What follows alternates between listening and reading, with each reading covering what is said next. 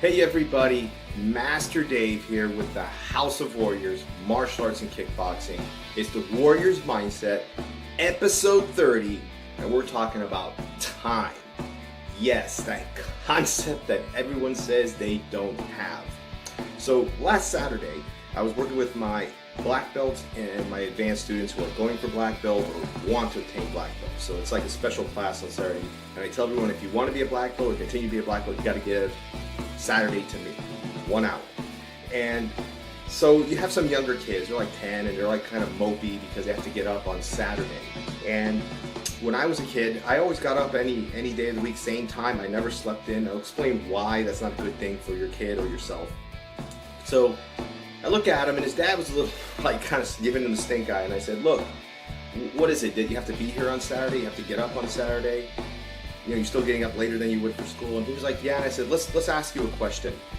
How many hours are there in a day? He told me 24 hours, sir. I said, how many hours are you gonna sleep if you think about it? Normally, let's say 6 to 8, so we said 8. So now you have 8 plus 1, that's 9 hours subtracted from 24. That leaves 15 hours in the day. You have 15 hours today to do whatever you want. You only give me 1 and you only take 8 hours to sleep. You still have 15 hours the whole day. And then, of course he was looking at it and the parents were agreeing with me, and he kind of said, well, it's kind of true. I'm only giving you 1. I have the whole day to myself. And I said, let's take it through another level. And now I'm using kids as an example, but you can do it for adults or whoever, like with their work week. How many hours in a day? Now we start on Monday, your school day, your school week, whatever. You have to have 8 hours for school. You have to have 8 hours for sleep. That's 16 hours. You have to have at least 2 hours for homework. Let's cut out like that. That leaves you like 8 hours almost. Now you got to take out an hour to eat. That leaves you 6. Then you have another hour for your chores. Let's say you have to do it. Now you have another hour to give me for martial arts training. That leaves you 4 hours. On Monday through Friday, that's 24 hours. You have a whole day to yourself when you think about it. See, we look at time as if we don't have enough, but we really do. We don't budget our time. We don't look at time like, oh, this only takes this much time. This only takes that much time. And then really, we have a lot of time to ourselves. We just never realize it. Are you being productive or are you wasting your time? See, that's the secret. Figure out what's making you productive.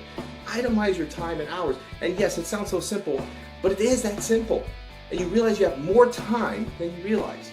This kid now started thinking, I really have 4 hours a day to myself through the week. He said, and I said, if you're doing homework for longer than 2 hours, there's a problem somewhere. You got to fix that.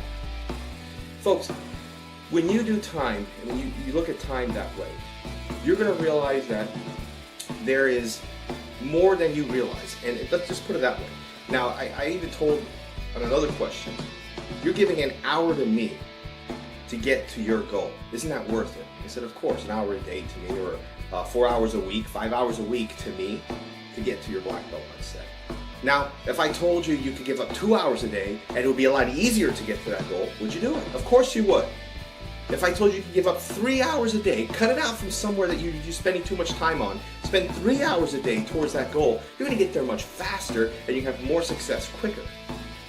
That's what I'm trying to convey to students, because if you think about it, do you think Bill Gates, do you think all these guys who made their fortunes, do you think they said, well, I'm only going to give an hour a day because I want to get to my goal, and even though it'll take this long? No, they knew they had something to do, and they said, if I give up 2 hours a day to this, I'm going to get there faster. If I give up a whole work day, if I can give up 7 hours, I can get to that goal much faster.